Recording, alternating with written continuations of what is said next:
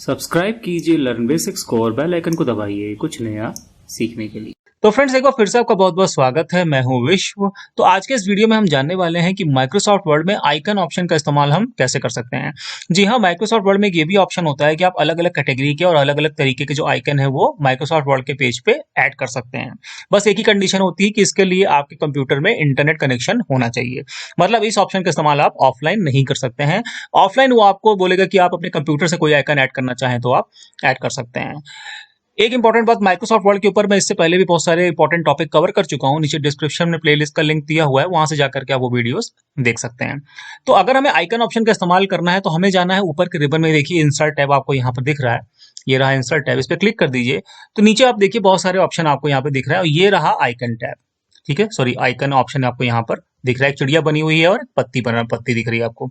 इस पे क्लिक कर दीजिए और अभी आपके सामने देखिएगा अलग अलग कैटेगरी के बहुत सारे आइकन शो करने लगेगा।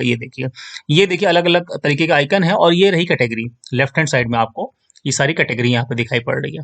ठीक है, तो जिस आइकन पर भी आप ऐड करना चाहें, मतलब जिस आइकन को ऐड करना चाहें उस पर सिंपल क्लिक करिए और यहाँ देखिए ये इंसर्ट ऑप्शन आपको यहाँ दिख रहा है, इस पर क्लिक कर दीजिए।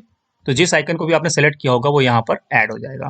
तो इस तरीके से आप अलग अलग कैटेगरी के और अलग अलग तरीके के आइकन जो है वो ऐड कर सकते हैं माइक्रोसॉफ्ट वर्ड के